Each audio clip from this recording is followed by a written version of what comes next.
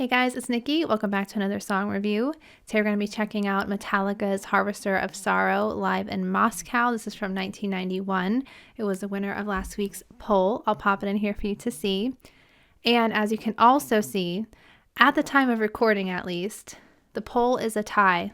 It's 36% for Harvester of Sorrow, 36% for Those About to Rock at River Plate by AC/DC. I'm going to record them both. It's Sunday. Hopefully you see them both today.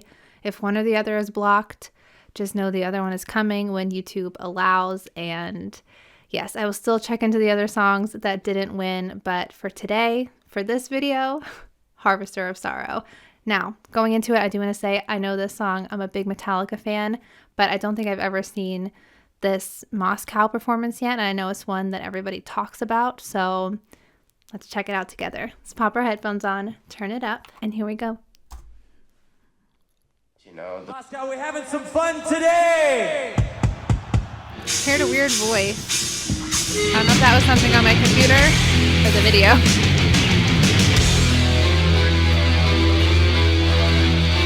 my god.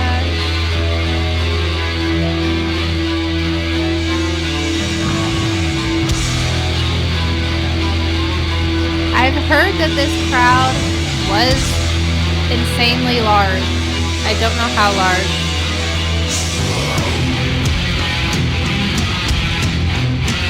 Oh, that just sounds so cool.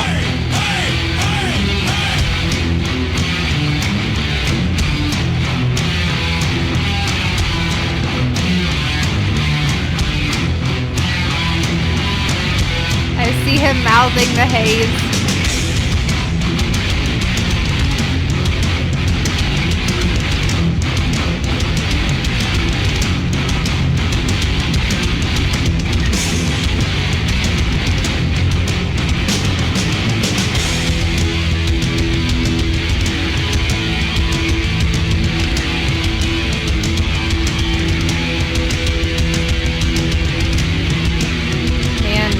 One though.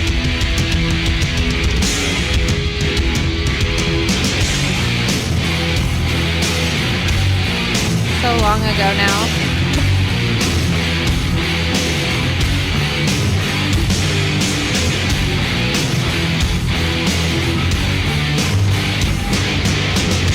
So many people.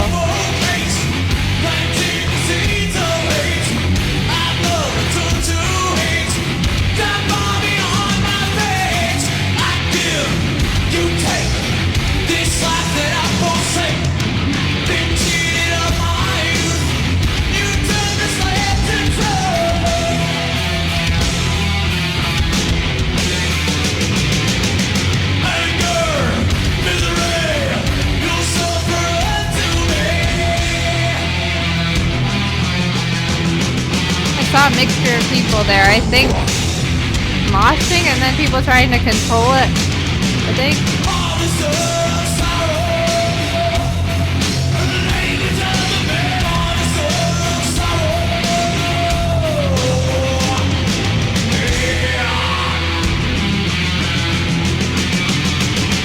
I mean, I know it's Moscow. Hold on. I'll come back to that.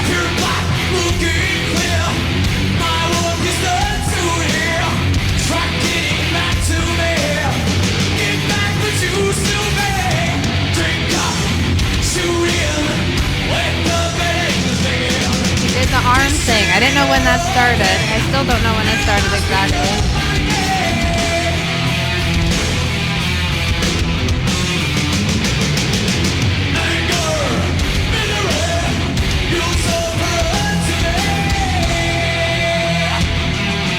Have some questions about the officials there.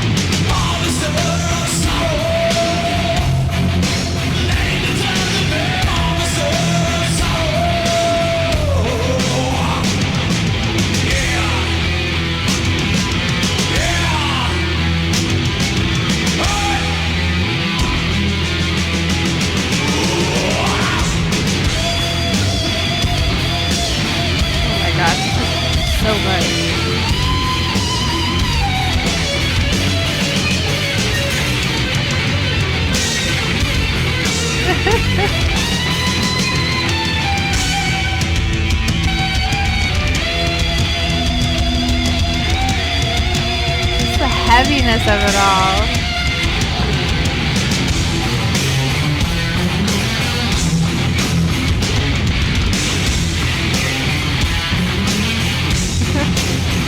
That was a cool shot.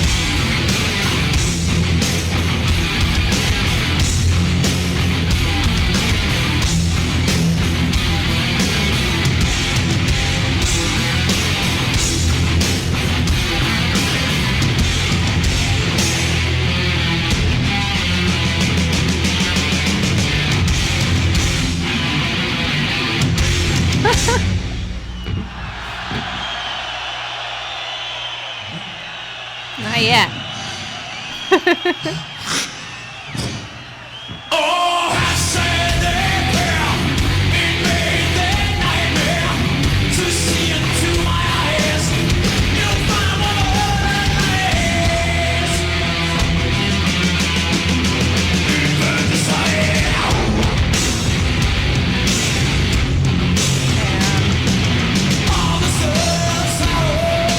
I want to say James is so awesome, but they're all so awesome.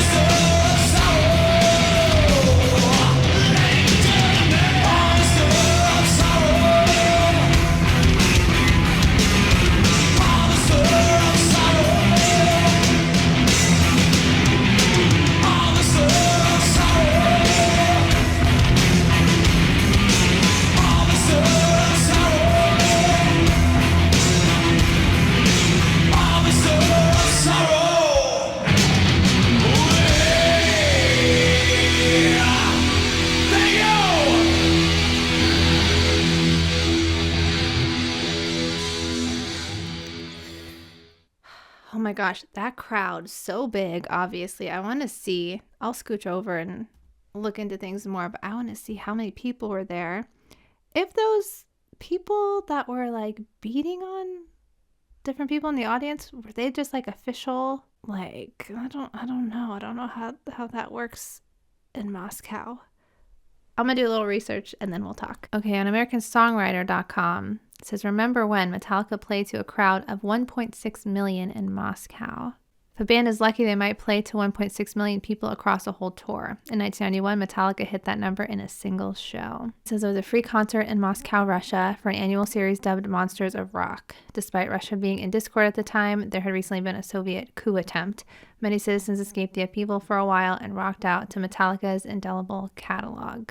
It says, though, it isn't the biggest free show ever played. That record is held by Rod Stewart, who played to a whopping 3.5 million people on Copacabana Beach in 1994. It's still a staggering achievement made by one of the most enduring rock groups of all time. Yeah, I would be happy with 1.6 million if I was an artist. No complaints with that. Now, this is from headbangersclub.net. It says, here's how Newstead told a story about being asked to perform during the coup.